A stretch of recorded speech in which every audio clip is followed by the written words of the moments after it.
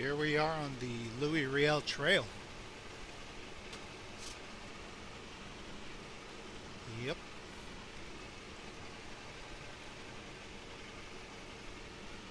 it's a scorcher today.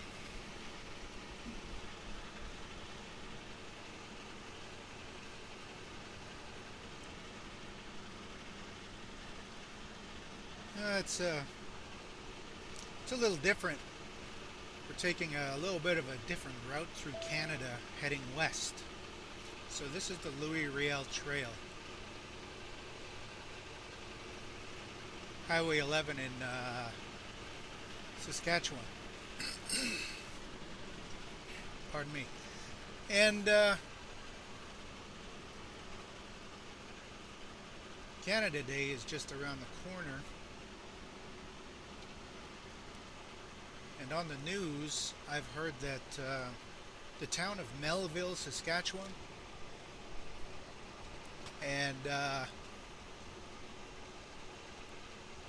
Larange, due to their proximity to Cowessess First Nation, they're not celebrating Canada Day. They've canceled it. There's been a growing movement to cancel Canada Day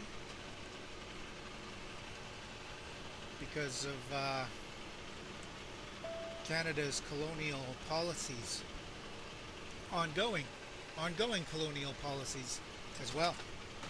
It's not like anything's changed. We still have the Indian Act, which is an apartheid act of legislation, and I guess just as an example,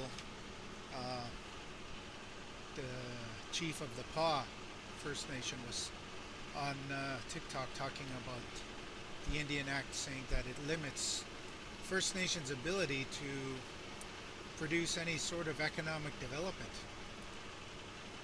In the old days, you always had to ask the Indian agent if you could sell your cow. Ukrainian farmers never had to do that.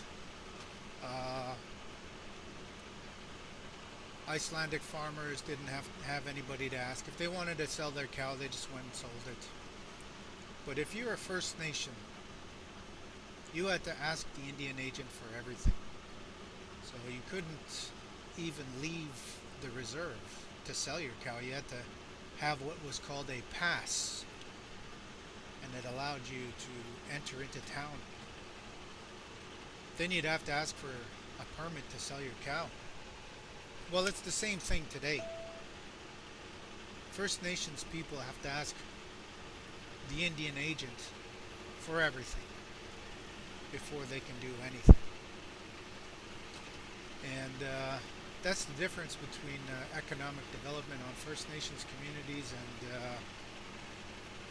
any other small town rural municipality. Anyways, here we are.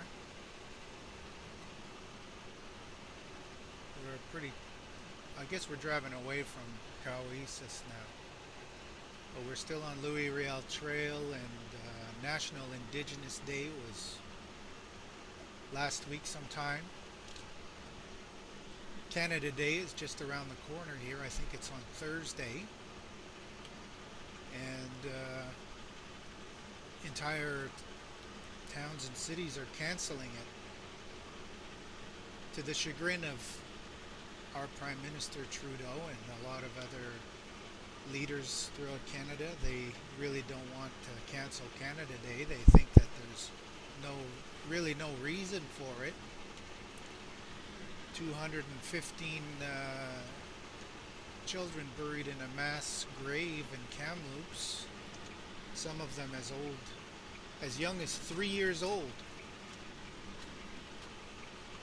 And then now we found 751 unmarked graves in Cowessess. I better slow her down here, eh? This is almost like a construction zone, even though they said there's no construction zone here. Better slow her down. We're not in that much of a rush, eh? Oh yeah, eh?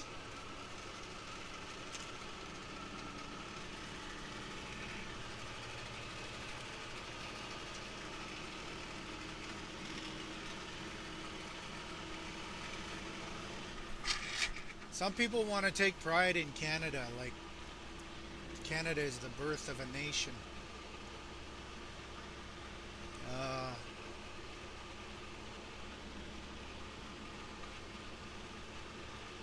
there's a lot more to it than just yeah, Canada came alive, became a nation in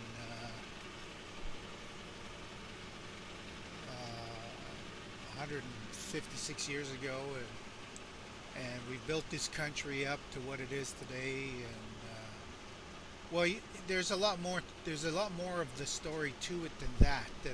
But they don't want you to know too much of the story. They don't want you to know about the lying and the cheating and the backstabbing and the politics and the greed, selfishness, and all of that stuff. No, this country was built on good, honest principles and hard work, and thank God for the farmer. Thank God for the farmer because Canada wouldn't be what it is today. Well, that story, we call that a narrative in academia, that narrative is a load of hogwash. It's a nice story, it's palatable. People want to hear that kind of, they don't want to hear about the reality of it. Too much reality is just unpalatable. No, I'm trying to live my life here. They prefer it if you're ignorant and stupid, and they'll promote you if you're ignorant and stupid. That they just want you to follow orders. In banks, in major corporations, agriculture, don't think, just work.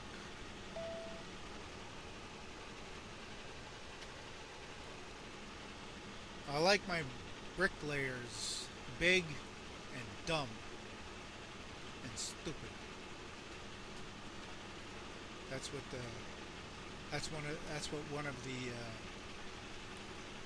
bricklayer companies back in Winnipeg is well known for saying. I like my bricklayers big and dumb and stupid. So if you're a bricklayer in Winnipeg, that guy's still operating, so according to him, you're big, dumb, and stupid if you're working over there. And those bricklaying companies, they're not stupid. They are associated with each other. They work together to fight against the union down there. So the union doesn't have much of a choice except to bargain. Well, that's the only choice we've all got. Negotiate.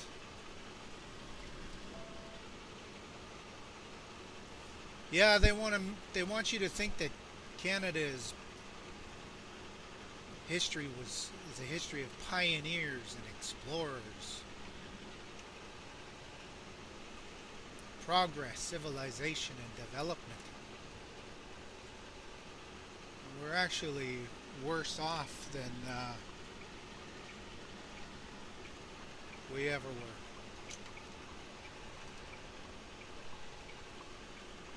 And untold barbarism on the part of the so-called civilized people has brought us to our knees in terms of global warming. Right now in BC, there's a major heat wave. It's historical. There's never been heat like that. It's beating all the records, and it's moving its way through Saskatchewan now.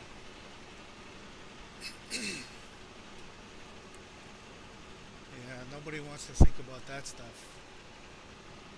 They don't want to wear a mask.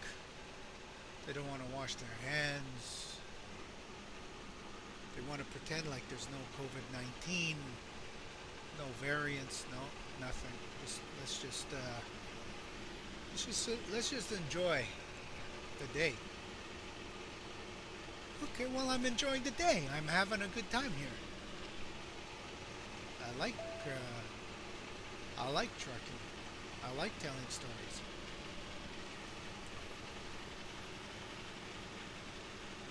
But anyways, for me it's sad because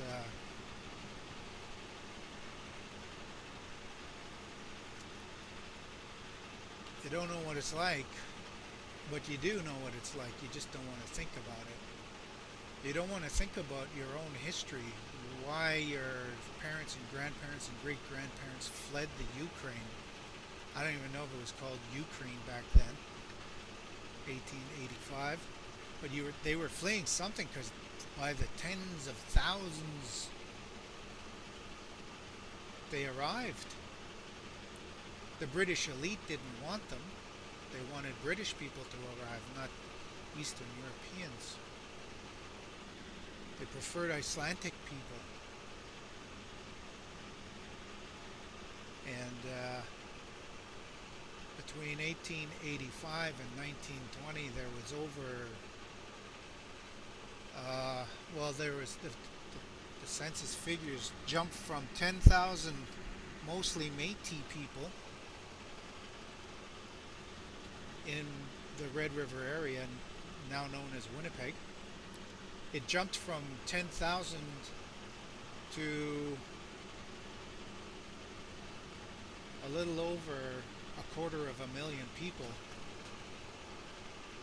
most of them Ukrainians and Eastern Europeans.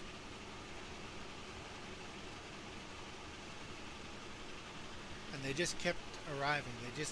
I don't know what you were all fleeing. There was some kind of civil unrest in your country. Starvation, hunger,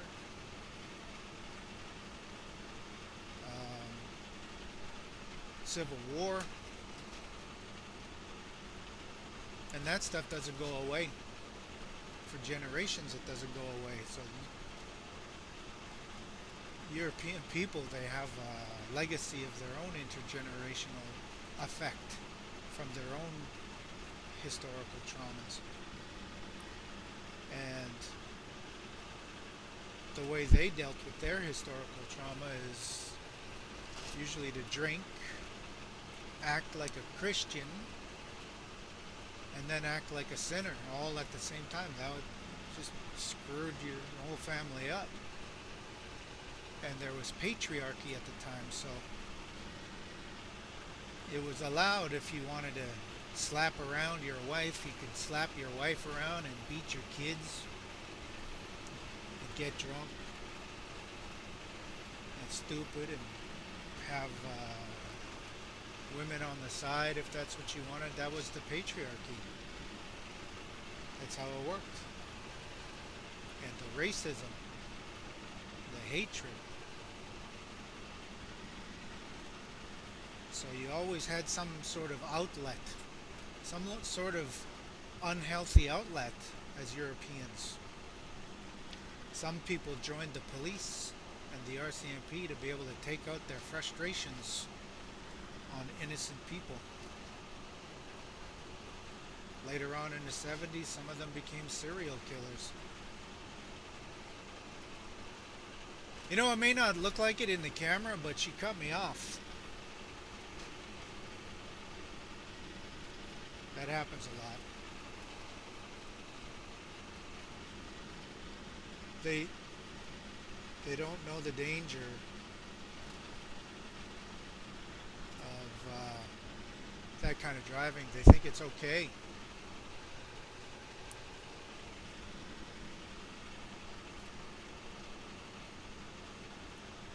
So you kind of know your loss. You know that your parents, you grew up with your parents. They were absent parents. You know what that means? It means they were there, but they weren't there. So you think you know what family is, but you don't know what family is because you've never experienced it. What you've experienced, that's gross. Let me clear that away for you. What you've experienced is a dream. It didn't really happen. It was kind of a bad dream for you. Your parents were dysfunctional. You were living in a dysfunctional family, but it was traditions that held you together and kept you together. Traditions like patriarchy, traditions like Thanksgiving dinner, where you told yourselves bullshit stories about what Thanksgiving means, Christmas, all of that stuff. It helped you to cope with your trauma. Yeah, and incest is not a pleasant thing to talk about, but that's what happened as well. It's quite common.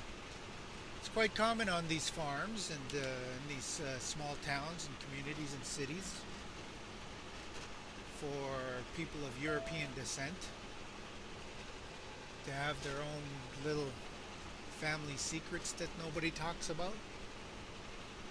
And pedophilia, that all comes from the churches you went to. Your Roman Catholic priests didn't discriminate about who they're gonna diddle next. And you weren't allowed to talk about it either. If you mentioned anything about the priest touching you inappropriately, that's it, you were done. The family, you would be excommunicated from the church. The family would be sanctioned by the church and local officials and leaders, politicians. Nobody would want to have anything to do with you if you ever accused one of the priests or one of the ministers of sexual abuse and harassment. So you all kept that quiet in your own communities and in your own families, and you had to endure that all by yourself, all alone. And so when you've got that kind of angst, your behavior would be inappropriate as you got older and it was your time to have a family. You didn't know how to have a family because when you grew up there was no love there either. They didn't know how to love. They were trying, I guess. You gotta try. But it was very dysfunctional. And you're still going through it today. People of European descent in Canada today are still going through that intergenerational trauma of civil unrest in Europe, warfare, starvation. All that trauma that your great-great-great-grandparents, they had no way to cope. The only way to cope really was to go to church, but that's where you got abused again. Because you were vulnerable, easy to exploit. And the predators, they go for the vulnerable ones, the easy prey. And then you were forced to protect them from any kind of law enforcement. And law enforcement wouldn't even want to do anything for you anyways. So that brings us to today. Unfortunately, many Europeans are so dysfunctional and in such denial of their own issues that when they hear about Cowessess First Nation, they minimize it and they go into denial. Not everyone, though. Melville, Saskatchewan, it takes great courage for their leadership to do that. I'm sure a lot of people in Melville didn't want to have anything to do with that. Canceling Canada Day. I'll bet you there's going to be a small faction of them celebrating it. And that's how you get civil unrest in your cities and villages and towns. because some people just won't be respectful, and some people will.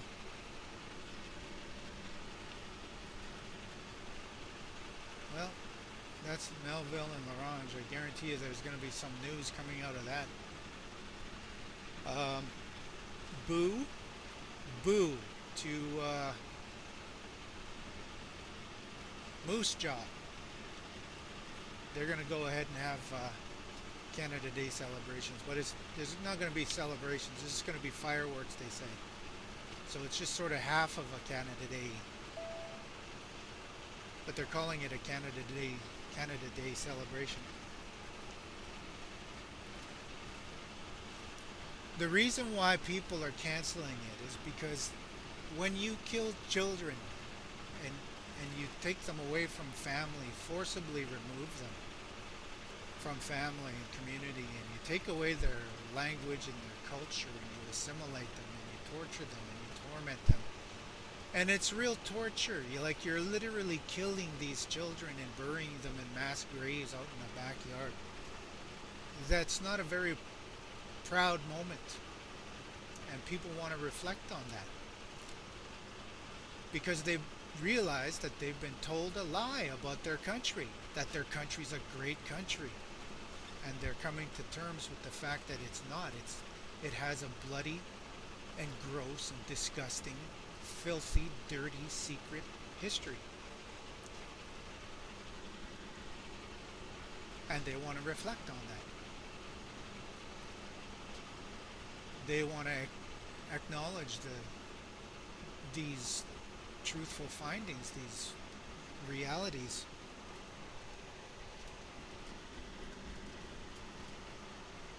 Yeah.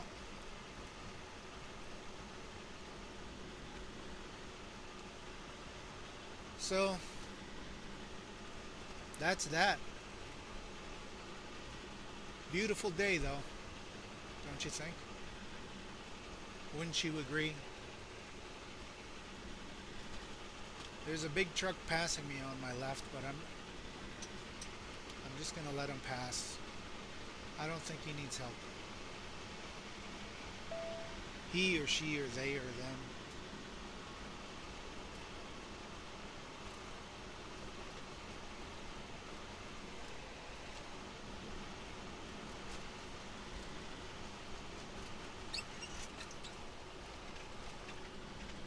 Slow it down.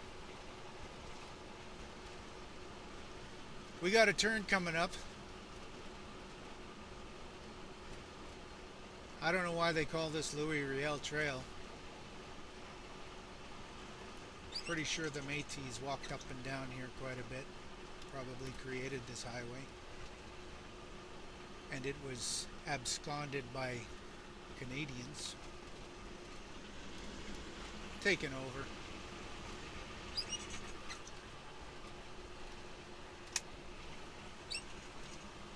Well, it's kind of a sad day, you know. It's kind of a sad time. We're going to cancel Canada, a lot of us. Canada Day. And you know why? Because all of the treaties with First Nation people, that was all supposed to be done honorably to respect the king and the queen and the royal family over there in Europe, the royal families in France, and England. Uh-oh. You're seeing it. You're seeing it on camera.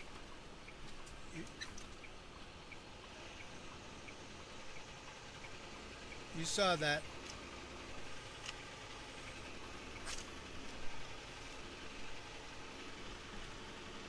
How much time do you think he saved doing that? He or she or they or them. How much time do you think they saved?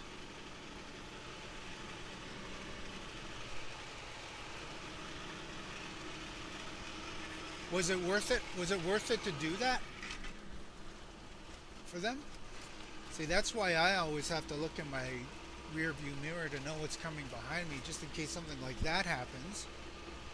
I'll know if I can get into the left lane or not, but I knew I couldn't just jump over because we were at an intersection, and sometimes these little four-wheeler cars, they just come out of these intersections and they just fly past you. They crowd you out, and so you have to handle that kind of a situation with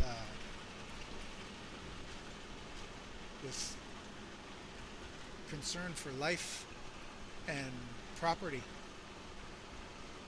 because some of these trucks are carrying about $10 million worth of equipment sometimes, and property sometimes 3 million, sometimes half a million.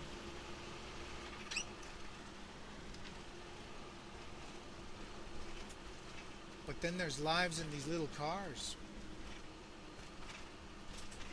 right? Humboldt Humboldt Broncos. So that's not a company, that's a farmer in that truck. Farmers have these trucks. They don't know how to drive them. They don't know how to behave themselves. So that's why you're seeing that kind of driving right now from that trucker. He'll just pull out without regard to life and property. Everybody's got to watch out for him. That's what he thinks.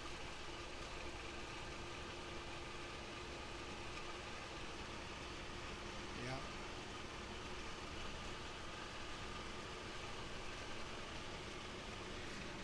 Well, I'm glad you see. Yeah, I'm glad you saw that, because that's what we deal with a lot. It's very dangerous. It's very risky. We do have to be careful, because these trucks weigh about, well, empty they weigh 40,000 pounds when they're full and heavy.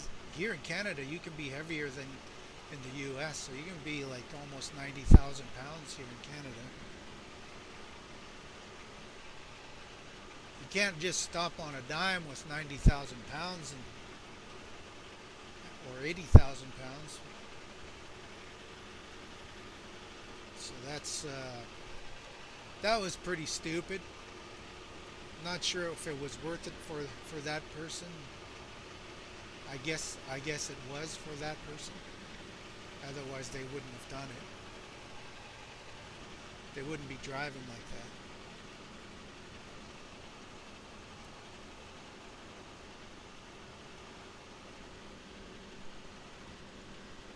I got a four-wheeler coming up on my passing lane behind me here. It's moving pretty slow. I'd rather if he was in front of me, so I'm going to slow down here. He or she, or they or them.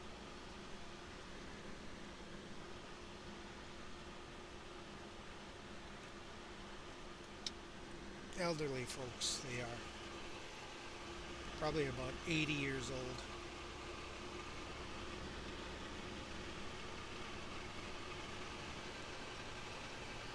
Anyways, it's a beautiful day.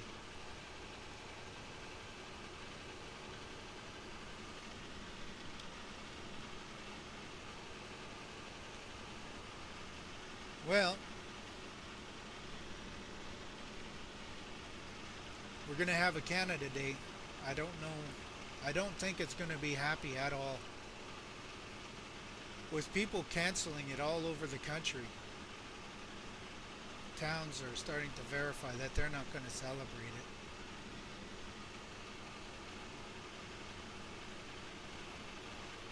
That's not going to be a happy Canada Day at all.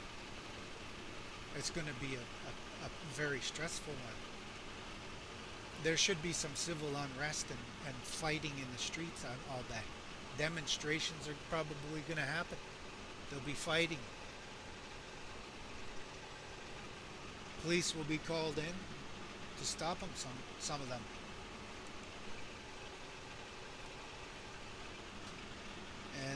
some of them, some of those police, they're gonna be told to stop. They're, they're going to be told to protect the ones who are celebrating Canada Day. Protect those ones. Probably. If I was a betting person and I'm not, I'd put my money down on that. That police will discriminate. Because historically that's what they do. They like their police big and dumb and stupid. Just follow orders. War Chief out.